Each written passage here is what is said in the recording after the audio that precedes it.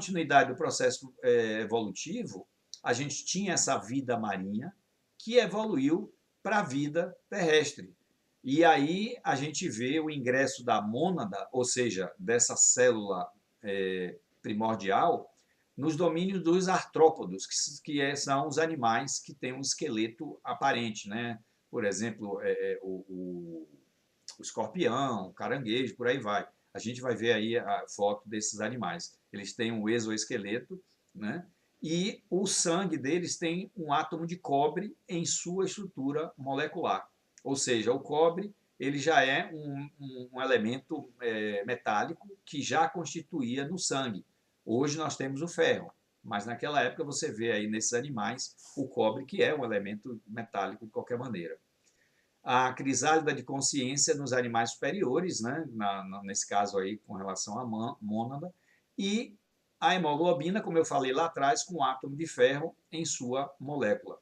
E a gente percebe, como diz André Luiz aí, um parentesco inalienável nas individuações do espírito, nas mutações da forma que atende ao progresso incessante da criação divina. Ou seja, nesse primeiro momento, quando a gente é partícula, a gente está participando de um aglomerado que você não permite haver uma, entre aspas, individuação, uma separação, você observar aquela entidade de maneira individual. Mas, na medida em que ela vai progredindo, que ela vai evoluindo, que vai havendo essas mutações, aí a gente consegue ir percebendo esse aspecto da individualidade. Aí agora vem a explicação do Arthros, né, que é articulações, pó dos pés, eles apresentam apêndices ou patas articuladas, e são os insetos, aranhas, escorpiões, crustáceos, né, eles tinham corpos rígidos, e eram, na época, as espécies mais numerosas que existiam na Terra naquela época, naquele período. Tá? Aí a gente vê alguns exemplos, como que a gente tem hoje ainda, alguns desses animais, né?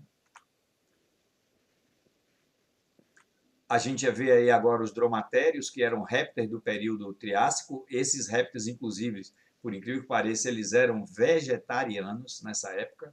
Tá? Eram lagartos aquáticos e terrestres também, mas eles eram vegetarianos.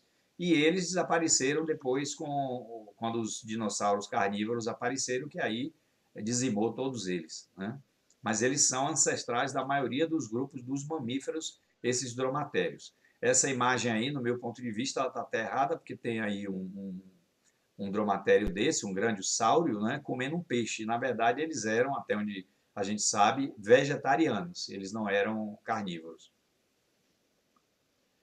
Os anfitérios, que eram mamíferos primitivos sem placenta. Hoje a gente tem alguns exemplos deles, como, por exemplo, o canguru. O canguru é um mamífero primitivo que não tem a placenta, ele tem aquela bolsa, né? Aí, no caso, ele fala dos marsupiais. Ela tem aquela bolsa abdominal, o canguru, o gambá. Né? E depois, claro, surgiram os mamíferos placentários. Né? Aí a gente vê alguns animais, né, que representam essas espécies que tinham bolsas e o nosso famoso canguru aí do lado direito.